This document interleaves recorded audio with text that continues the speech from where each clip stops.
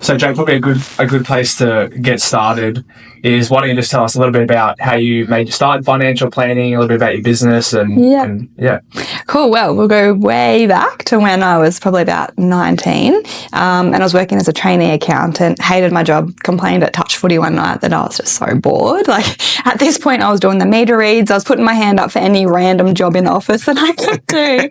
And then one of the ladies was like, "Oh, my husband's looking for a trainee financial advisor. Do you want to come and try it?" And I was like, "No, that sounds so boring."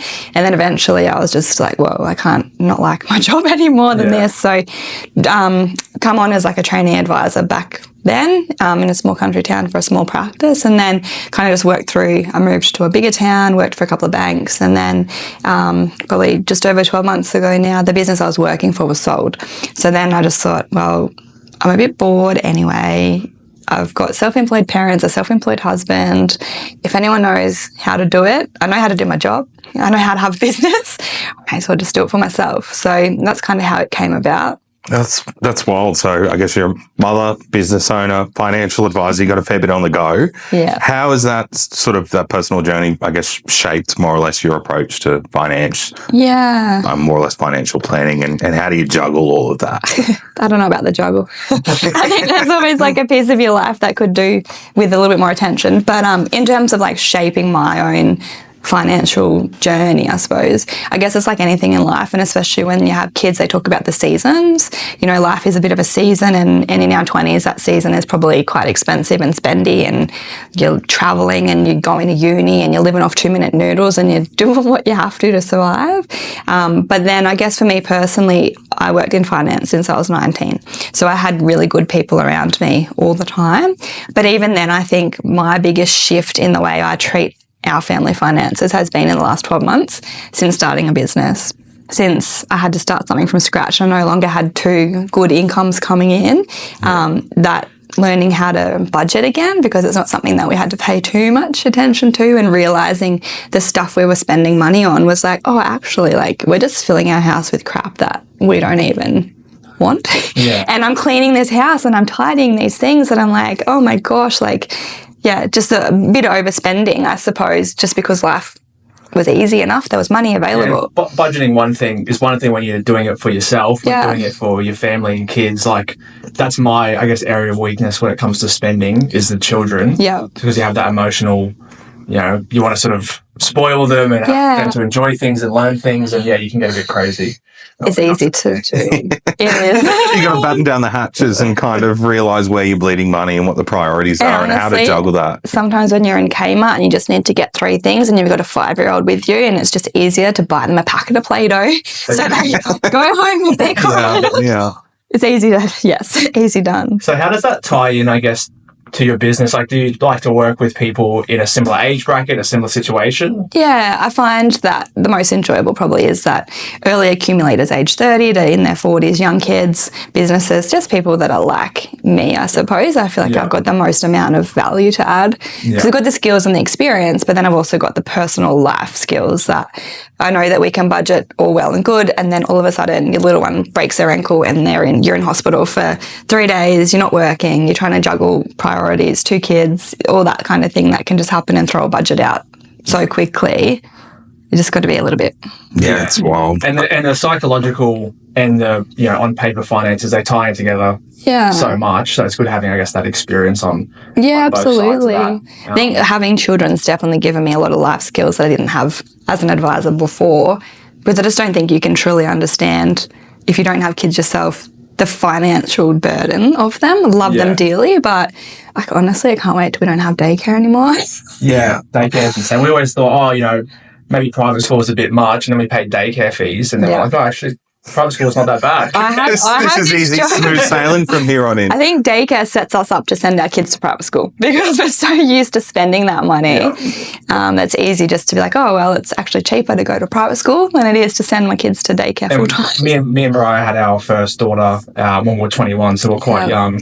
And what kind of caught us off guard was not so much the expenses relating to her itself, it was just like the loss of income and the change of income and the loss of time and ability to earn extra money. So that kind of, that's what caught us off guard more than anything. So planning for that, I think, is something I always like to talk to people buying a house is, are you looking to have a child in the near future? Yeah. And let's factor that into things to make sure you don't get caught off guard. Absolutely. There's a stat that it's something like it's 7 years for a female to return to her pre-children earning capacity. Yeah. So you're having time off. Yep. You're having time off work with multiple kids potentially. You're working part-time.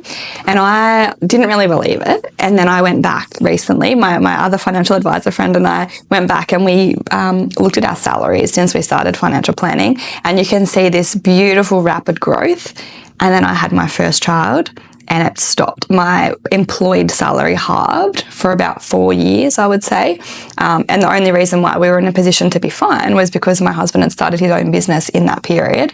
And so we could just top up what we needed from his. But had that have never happened, I would have had to have gone back to work full time. Yeah. And and there's obviously then the guilt that comes with that, the tricky thing of juggling and wearing all these extra hats. So I think that's definitely a pitfall for young families is, you want to have a plan around that. And if you have a government job and extended maternity leave, all these things are great, but not everyone has that. So I encourage my clients in their early 20s when they're sort of talking about, the future and what the future holds for them.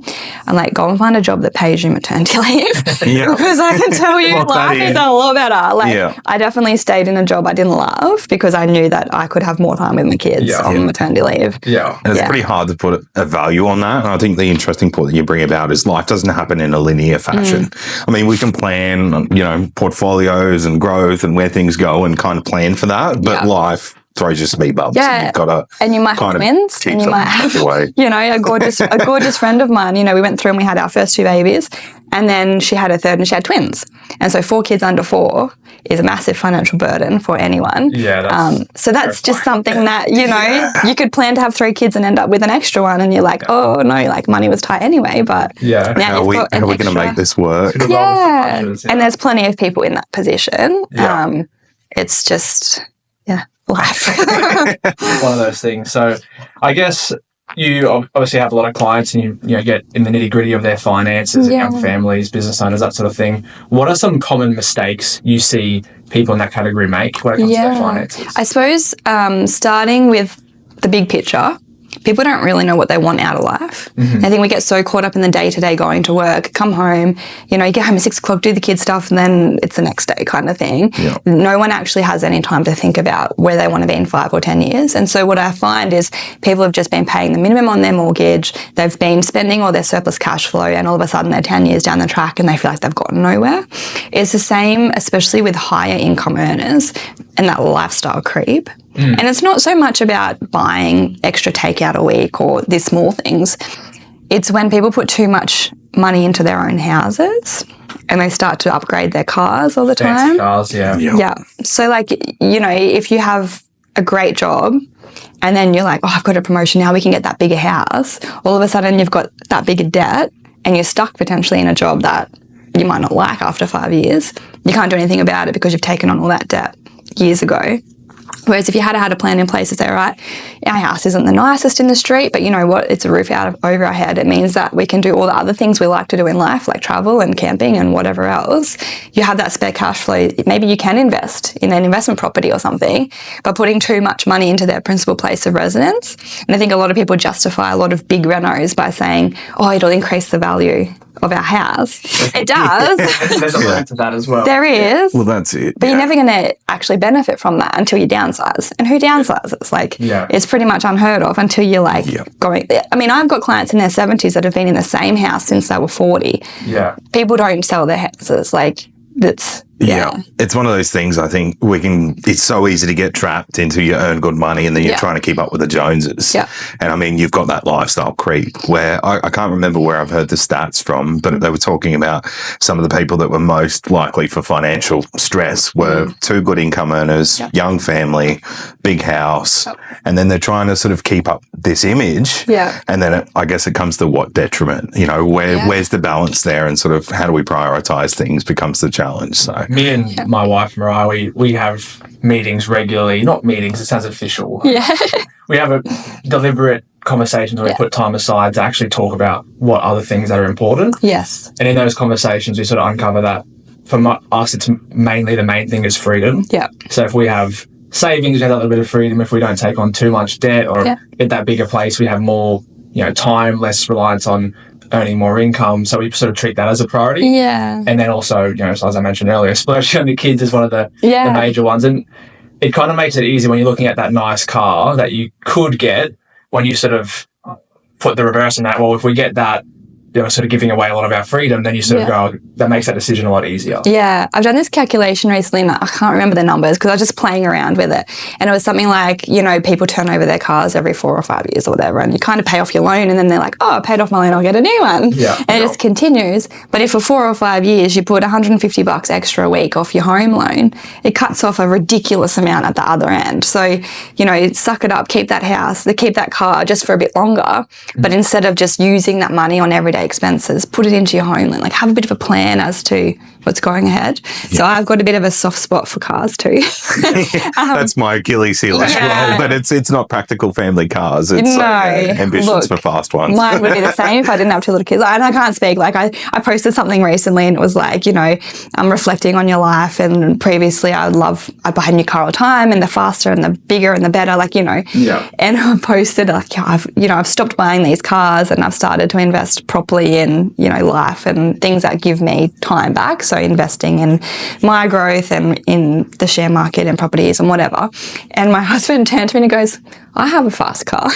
And I was like, I know you do, but that was your, I've dialed back a bit. Yeah, sort of evened out. But I've got a joke now that I'm keeping my car until we pay our house off. Yeah. So, we're on 5 years in now, so we'll see how we go. Once the kids are out of daycare, that money will be going straight to the home loan and get rid of it, and then I can get a new car. It's an interesting point that you sort of bring up. I quite often, when I'm doing, consultations with clients and sitting down and having these conversations, just showing the difference that you can make by making one additional repayment a year. Like, we're talking, when you convert that to time, it's in the realm of 5 years. Yeah. So, how can you value 5 years of additional freedom? And when that 5 years is 30 years away or 25 years away, it doesn't seem like a lot. But when you're in that moment, you have 5 extra years of, 2 extra holidays a year. That's pretty significant. And I think it comes around faster than you'll think. Like, every one of my clients who have gotten to their 60s, they're like, they've either gone and planned or they haven't. And the conversation is obviously very different between them. But those that have are like,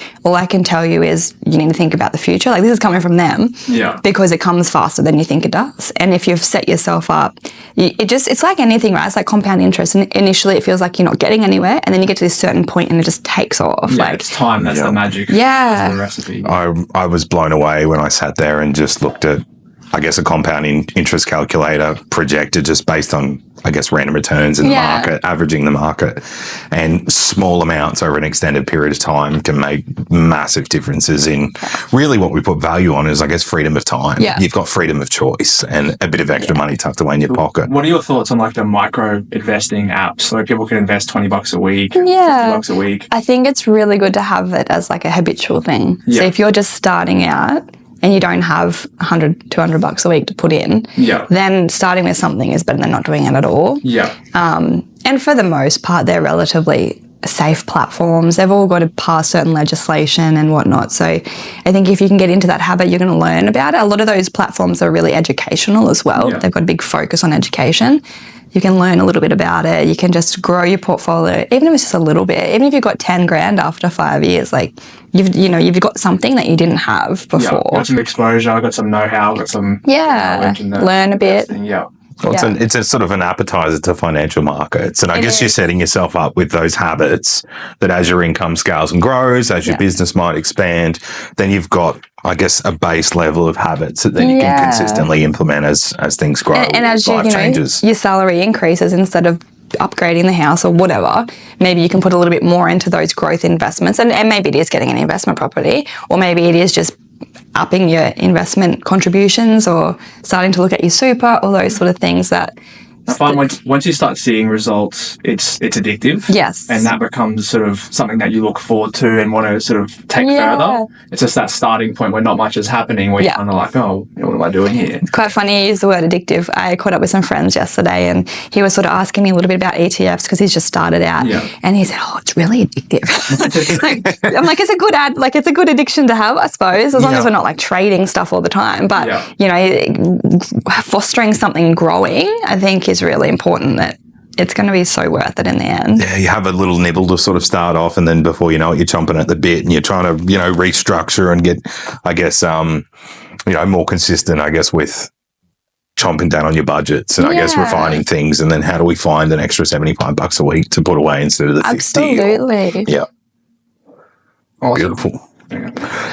So you quite often obviously deal with self-employed clients, and I guess what we sort of face on a day-to-day basis is you see where they're sort of, I guess, more or less living out of the company itself, but not kind of planning more or less for the future. Yeah. What are some strategies that I guess the self-employed clients can sort of implement to, I guess, refine on that or plan for longer term growth as opposed to the day-to-day grind of trying to scale the business? Yeah. I think you guys always see like a higher number of people week to week than what I do, just given that my stuff takes so long. So when you guys are seeing your self-employed clients, are most of them like, let's say like company structures, there's sole traders, heaps a bit of everything, but probably the most common would be company. Yeah. So are they paying themselves a wage? Often not. Okay. Yeah. And They're then paying themselves super. It's a mixed bag, and super's usually neglected a lot of the time. Yeah. And so then there's obviously like tax consequences of that. So they're just taking drawings more than anything. Yeah. It's a mixed bag. Yeah. There's definitely some people which pay themselves a wage through their company, not necessarily they're paying super, which is a good thing long term. Yeah. But a lot of people just drawing dividends and whatnot. Here and then, you ask them about super and they're like, oh, it's that's later me's problem. Yeah. I'm worrying about paying the tax. Yes. So the first thing I think is to set up a goal wage for yourself. And even if it's, I want to replace my employed income that I used to have. And even if you can't get there straight away, having a consistent weekly income that is not going, like, let's call it $500 a week income. No matter what, I'm paying myself that wage. I'm paying my super and I'm paying everything on top of that, which is, again, the stepping stone to the good habits to have. Okay, once we can afford to pay me a bit more and start to increase it. Because I think if you go and work all your life as a self-employed person and you barely pay your super, you just take here and there, you don't really have control over what your salary actually is. Sometimes it's actually better off you've just been employed your whole life and invested outside, whether it's in property or shares, because sure, you're building a business, but not every single business is a saleable asset. Some people, have to just walk away from business in the end. I think trying to set yourself up to draw a consistent wage, because then you can set goals outside of the business for your family and for yourself to say, okay, this is what I want to achieve, and I know that my wage is going to come in and support that. And if my goals are too big, then I'm going to go back to my business and I'm going to see how I can improve my wage from my business. So just trying to get yourself to a point where you know what salary you need to do the things in life that you want to do, and then if you need to make changes in your business to get there, then do it. And I also think people shouldn't be scared to walk away from business. Yeah. If they get too far into it and they're just stressed, they're hating it, they're not drawing the type of income that they kind of expected they would be, then don't be scared to go back and get a job. They started it for work-life balance, but they're now working 80 hours a week and it's out of their mind. What's the point? What's the thing? You quit your 9 to 5 to work 24/7. Yeah. And like it's on your mind all the time, right? It's never not there. So I think if you're not someone that enjoys that and if it actually turns your mental health upside down, for example, or it makes you a really crappy mum or dad, like you really just got to think about what's important to you, because money is just the means to the ends. It's just going to help us get to where we need to get to, and however we do that, it doesn't matter. And I think there's this big online, having a business is the be all and the end all. It's the only way you're going to get wealthy. But I've got plenty of wealthy clients that have not ever worked for themselves. Yeah. So it's so true. Entrepreneurial whilst being employed as totally. That's one of the things I think it's a tough pill to swallow, is kind of having that real chat about what's important first and working back from there. I mean, the reality is, making money hand over fist would be great. Yeah. But if you're missing out on the other elements that are important to you, like being there for the kids' soccer practice or, having a good relationship with your partner and making time for that, it can be a tough, I guess, pill to swallow if you're self-employed, going, does this kind of match up with the other components in my life that matter, that really matter? Absolutely. Yeah. Yeah. Yeah. Instead of, I guess a lot of the business owners getting that grind mentality where it's all about hard work and that's the only level they feel like they have control over. Yeah. But on the flip side of that, we see a lot of clients who, have worked hard to establish their businesses, but now have set up non-negotiables where, they work 3-4 days a week and they set their business up and they made great money even in that circumstance because they kind of had that plan that you mentioned. Yeah, and there's a blurred line there because people see that success. We don't share that we're up at 10 o'clock doing file notes and we only just got the kids to bed because they ate ice cream, and they're hyper. And you wanted to do 2 hours work before bed, now you're only going to get half an hour in, and we don't share that. We share all the successes. And so I think starting out in business, when you see, oh, it's so good, those people have probably been in business 5 or 10 years and have been through so much crap.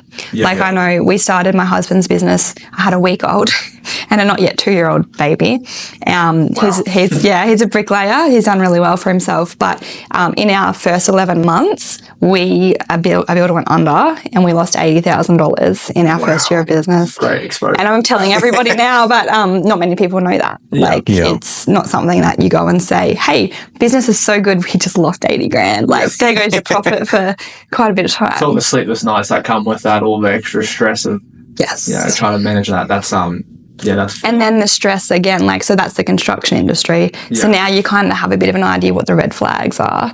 And then coming across red flags with companies you work for, you're like, oh God, are we going to go through this again? We've just got to be so careful and so onto things. Yeah, I guess that comes into it, like the trials and tribulations. You can have a business plan, you can have all these things, but you just, you can't plan for, like you said, a builder goes under or a contractor doesn't pay you or, you build over exposure to one particular business source and then what risk does that come with? How do we plan around that? I think it pays to have a good accountant and one that doesn't provide just tax advice but also business advice. Absolutely. Some of the best advice I had early on was whatever you get paid, put this percentage in an account and just put that away for tax right away. And it might be too much, but at least you know it's there. Absolutely. Because you don't want to get caught by surprise. And I've seen a lot of people who, business has gone well, I'm paying myself well, then they get the tax bill and they're like, oh wow, I didn't budget for this. Yeah. And that's it. Don't spend what's not yours. GST is not yours. If you're invoicing people and you're putting GST on, great, but take it off. Your actual what you want to get out of that cost. If you want that $3,000 as your income, you need to add the extra GST on top of that to get it. It's easy to look at profit and losses, with rosy-coloured glasses and not factor in the reality. Things can look really good on paper, and then the reality, once you pay, effectively the tax man and you account for expenses, can be vastly different. And cash flow can be really hit and miss too. Some months you look in and you go, whoa, it's gone so good. And then you're like, oh, that's right, we've invoiced people that don't pay us now for another 3 weeks. And all of a sudden, that awesome number in your bank account goes, it's that stop-start. And it's also it's more or less the stop-start, the push and the pull. You take 2 steps forward and 1 step back. So how do we plan that we know the 1 step back's coming? How do we sort of plan or give ourselves a cushion for that? Seems to be very important. If you could give one piece of financial advice that you feel like would apply to the most people and have the biggest impact, what would that be? It's probably not finance directly, but it's probably just figure out what you're trying to do in life. Yeah. Just try and have a bit of a plan and don't just live, that's what my wage is, and each week we're just going to spend it and not really have a plan about what you want to achieve, because it's not many people want to work to 60 anymore even. Yeah. And if you don't want to do that, you're going to have a backup plan as to how you're going to fund your lifestyle between now and then. It's a big, hard question to sort of answer, and I guess you've got to kind of make that time to sit there and sip on it, have a thought about it, and just make the time to really figure out what you value. Yeah. A lot of people struggle with setting goals. Yes. How do you recommend people approach that? Do you have a method to that? So I think some people do better with short-term goals. So let's say you want to buy an investment property, you want to buy a property, and it's just, I guess, talking initially to people that know where to set you on the right path. Yeah. Let's say, okay, well, this is the kind of deposit you need, and then that kind of looks a bit scary. And then you break it down to, okay, let's work back. How long are we going to be willing to take to save this up? And kind of just break it down on your weekly or your fortnightly pay run, I guess, from that perspective. But it's hard to, some people just can't break that down. You've got to really have some good critical thinking skills, I think, sometimes to figure out how you're going to get to a goal, because a lot of my clients, one of the most popular things at the moment is traveling with caravan and the kids. And so I'm interested in that also. So I've done research around the cost of it. Yeah. But most people don't go there first. They just go okay, we want to go, and we'll kind of deal with it on the way. Yeah. And then I see on the Facebook group, often I'm one of them, my dreams one day, we're going to run out of money, or is there work around this area, all that sort of stuff. So the plan to do the thing is there, but the actual backup, the behind the scenes plan to how to do it comfortably isn't always. I think one strategy I use as well is like aversion. Yeah. So if there's something in my life that I hate, I work out how could I use money to solve that thing that I despise. Yeah. For example, if you really particularly hate cleaning, and you want to get to the point where you can comfortably, get a cleaner, or that's just an example. For me personally, I don't like having a set start and a set finish time. Yeah. So being self-employed was important in that regard. I like to be in control of my own schedule. You probably end up working more, but at least I'm setting the schedule. Yeah. So I think, if there's things that people don't like, if you're constantly stressed out about how you're going to pay the bills next week, maybe an emergency fund is a good place to start. Totally. Yeah. Yeah. That's a good point. Yeah. Awesome. Beautiful. Now, are you an avid reader? Like, do you get involved in audiobooks, reading things, podcasts? Like, how do you access content? And I guess, what would you say the three sort of biggest pieces of content or ebooks or anything like that sort of, I guess, shape your views around finance, money, business, all these sorts of things? Before I had kids, big reader. Okay. After kids, big audiobook listener. I think I listened to 75,000 hours of podcasts last year. Wow. Yeah, when it come up on my thing, my husband and I were looking at each other going, it was something like 45 days or something crazy. Yeah. And I was like, wow. I was at 40,000. I thought I was high. Yeah. I was shocked. I reviewed my numbers, nowhere near that, but I thought I had an unhealthy addiction. I wasn't sure. I was like, come on, I was trying to think. I don't think I listened that much, but clearly I do. So in books, Psychology of Money is my absolute favorite because it doesn't talk about money. It talks about your mindset. And I think a lot of overspending issues come from perception of what we want people to think of us, not necessarily being comfortable in our own skin or, what we think we need when we don't really. That's books. In terms of like cash flow budgeting, I don't love it, but The Barefoot Investor is a very good one to break it down for people who have never looked at finance before. And in terms of podcasts, obviously I have my business, so I listen to a lot of business type podcasts. Yeah. But I guess Mark Boris's podcasts have been my favorite because he just interviews other business people. And the most common theme I listened to in the lead up to me starting my business was them getting on there and going, we had no idea how to make perfume. We had no idea how to make toothpaste, like coming up with all these things that they wanted to do, didn't know how to do it. And so then that was motivation, I guess, for me as well, to be like, well, I know how to give advice. Yeah. I can have a business. So listening to their successes and failures, and he articulates it really good because it's always a bit of a story and it tells you the ups and the downs. So it kind of gives you good perspective that you're not in it alone. Like a lot of people have failed many times before they finally get it right. Yeah. So they're probably my best resources, and I would. Yeah, no, that's awesome. I heard, what was it? It was a piece from Richard Branson where he's talking about you'll never get to the stage where you want to make $1 billion unless you're prepared to lose 100 million. Yeah. And it's like, I mean, we're not probably talking in those grand numbers. We're working on household budgets and things like that. But you've got to have, I guess, a point where you go, you know what, I'm going to jump in the deep end. I'm going to jump in head first. It may work out, it may not, but I don't want to live life kind of not knowing what the answer would have been. So if people have that itch to start a business and there's something they're thinking about and they sort of obsessing about and they want to make that jump, what are some financial tips you might have for them before they make that leap? Yeah, definitely have a cash buffer. Yeah. So I probably went about at least 6 months without any income at all while I set my business up. And like I said, it was just that my husband had a successful business and we could cover our costs out of that. You need a financial buffer, definitely. And I'd probably just talk to people in the industry as well to get a true picture. Get off Instagram. Stop following the influencers. It's not like that. They're the 1%, right? They're the most successful people that are on there. Definitely just talk to people around you that have done it. And then people that have failed too, they've got some of the best lessons. And generally people are happy to give that bit of advice and spend some time, if they feel someone's listening, that's, you can definitely get a lot of good knowledge. Yeah, and I think people get caught up too, like they think they have a really good idea that everyone will love. And it's like, okay, well, you need to listen to your market. You need to figure out who your market is and if it's something that you love, like good, but is that something that you think other people would want to do? And you can test smaller too, right? Like you can try to book out a Saturday and see if you get any interest. That might be surprised. It might be great, but you might find that no one actually wants it before you go and spend a bunch of money. Exactly. Don't hire the warehouse. Start in your garage and just build from there. Yeah. I know when I first started in finance and it was a career change for me, like we had 2 mortgages, 1 young kid. Yeah. So we actually moved back in with my father-in-law for a period of time just to massively reduce our expenses. And that was that was a massive head start for us because it allowed us to focus the money on the business initially and not have, so much household expenses, which allowed us to sort of get going faster. Yeah. Drastic change, not ideal in some ways. But yeah, it was great in a lot of others. But I think to be in business, you need to be like that. You need to be willing to change and be resilient because it's not always great. And sometimes it feels like there's more bad times than good times. It's, especially in the early days where you're trying to work it all out. Yeah, for sure.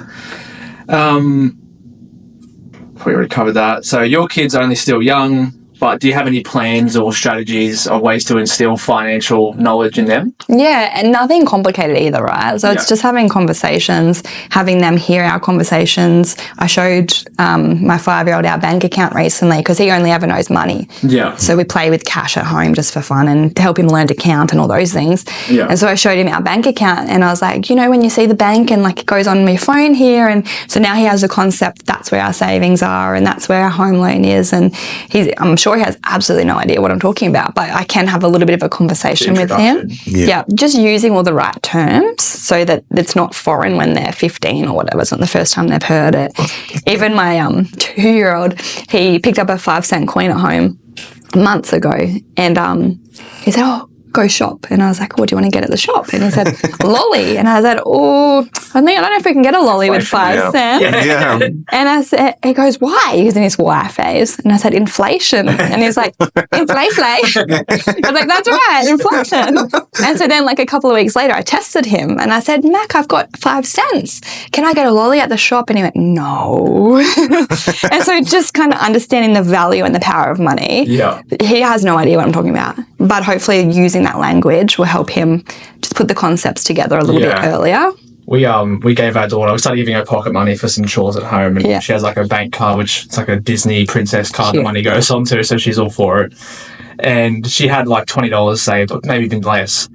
And we took her, she said, "I want to buy some toys." I was like, "Okay, this is a learning experience." So I drove down to the shops, went to Kmart or Big W, and then she's like, "Oh, I want to buy that." And I was like, "That's $70. Yeah. You can't afford it." Yeah. And I want to buy this, you can't afford that. And she did. I spent the time, I was getting extremely frustrated. Yeah. I spent time to educate her.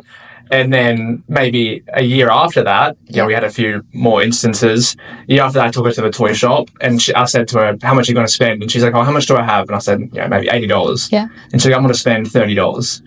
And so she said her spendings. Yeah. And then she was walking me around. She was going, "Oh, how much is this?" And I said, "That's $20. And she's like, "Nah, not worth it." Yeah. And how much is this? "That's $10. She goes, "That's a good deal." Oh, wow. And then she filled this bag up of stuff for $20 or $30, and I was impressed. I was like, "Man, I've created a bit of a monster." Yeah, yeah. I was super proud. Good on you. I was super proud, but you have to teach that. You got to give them some form of skills too. And I think being mindful that money can be really stressful, and so trying not to project that onto them too much, because it does.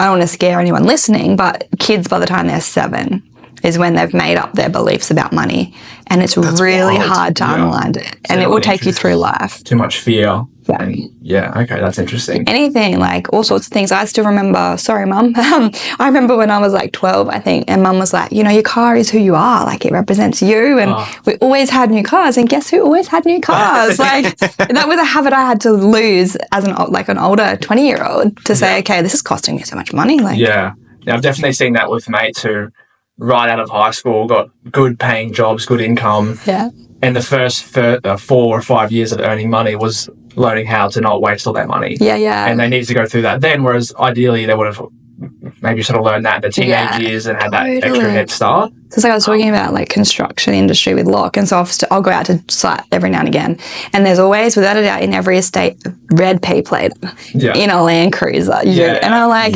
oh man, I just want to have a conversation with you. Yeah, that's a token. 79 series. I need it for work. I've got a $100,000 tray on the back to carry around tools. And drowning in debt. And then it's the lights and the bull bar and the lift kit. Which for me is hilarious, because I grew up in the country where there work utes and people on the farms people, townies have them too, but like it's very normal. But you drive down the street of, where we are here, I'm like, oh, I wonder how often that ute's been on the farm. Or has that ever been in mud? Like, how many hay bales has that carried? It's a tool. The reality is it's a tool. Yeah. I grew up with my uncle. He sort of had cattle properties, and going and seeing the polarity between, I guess, city life and living in the country there, it's a piece of gear to get the job done. Yeah. And then, I go camping on Fraser Island and I see a house. To carry the kids and the family away for 3 days on the beach that gets used once or twice in a blue moon. Yes. And I'm going, what are the pros and cons of it? I'm doing the math in my head, just shaking my Math head. ain't mathin'. Yeah. No, it's definitely real. Yeah. Awesome. Is there anything else you feel like is important to mention that you want to? No, I think that probably covers it. So really just sitting down and thinking, having those conversations. Yeah. Because like you said, if you don't schedule time to look at your money, it just can just disappear. Yeah. Dad always said it was, what did he say? It was easy to spend and hard to get. So Yeah. Well, it's like millions of dollars of marketing budget to encourage you to spend your money. Yeah. So if you don't have a plan yourself, someone else will make it for you, I guess. Absolutely. There's a lot in that to unpack. Yeah. So if people wanted to reach out and they needed a helping hand, I guess, in regards to they want to connect to you, what's the best way that they can do that? Yeah, cool. If you're on Instagram, Bloom Financial Planning, I'm there. You can go to my website, bloomfinancialplanning.com. What else? That's probably the best two ways, or through you guys. Obviously, have my contact details as well. But I try and put a little bit of educational stuff on my website and my Instagram as well. That's kind of building and growing as well. So the more people ask for stuff, the more I can put up and share. Yeah, awesome. Yeah. All right, thanks, Jayde. Thanks so much for your time. Thanks. Cool.